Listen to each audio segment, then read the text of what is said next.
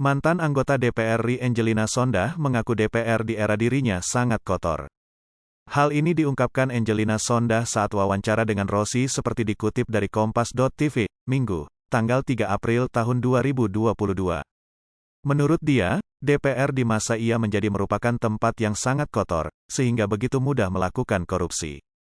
Angi, begitu sapaan akrabnya, merupakan anggota DPR pada periode tahun 2004 sampai tahun 2009 dan terpilih kembali untuk periode tahun 2009 sampai tahun 2014, sebelum akhirnya menjadi tersangka kasus suap Wisma Atlet SEA Games pada 2012 lalu. Jangan sampai ada yang persume saya mengatakan itu hari ini, mudah-mudahan hari ini aku berharapnya bersih. Tapi di era saya, DPR itu sangat kotor, ujar Angi. Ia pun membenarkan saat Rossi bertanya padanya mengenai betapa mudahnya seorang anggota DPR, terutama anggota Banggar, mendapatkan uang dari proses-proses negosiasi.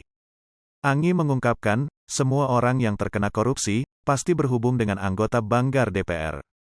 Tak perlu mencari sumber dana, banyak pihak akan mencari anggota Banggar untuk menegosiasikan setiap anggaran dari program-program pemerintah. Semua orang yang kena kasus korupsi itu pasti ada hubungannya dengan anggota Banggar, di mana semua penetapan anggaran ada di situ, mudah untuk bernegosiasi, orang akan mencari kita, ujar Angi. Angi ditetapkan sebagai tersangka kasus korupsi Wisma Atlet oleh Komisi Pemberantasan Korupsi, KPK, pada tanggal 3 Februari tahun 2012. Penetapan Angi sebagai tersangka ini berdasarkan pengembangan penyidikan kasus dugaan suap Wisma Atlet yang menjerat mantan Bendahara Umum Partai Demokrat, Muhammad Nazarudin. Setelah melalui serangkaian persidangan, pada tanggal 10 Januari tahun 2013 Majelis Hakim Pengadilan Tindak Pidana Korupsi Jakarta menjatuhkan vonis berupa hukuman 4 tahun 6 bulan penjara terhadap Angi. Ia juga dihukum denda Rp250 juta subsidi 6 bulan kurungan.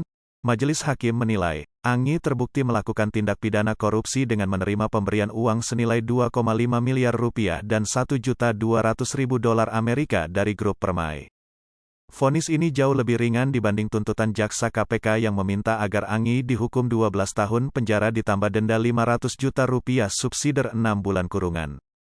Dalam perjalanannya, di tingkat kasasi Mahkamah Agung, memperberat hukuman Angi, Majelis Hakim menjatuhkan vonis 12 tahun penjara dan hukuman denda Rp500 juta. 2 tahun berselang, Angelina mengajukan peninjauan kembali, PK, ke MA.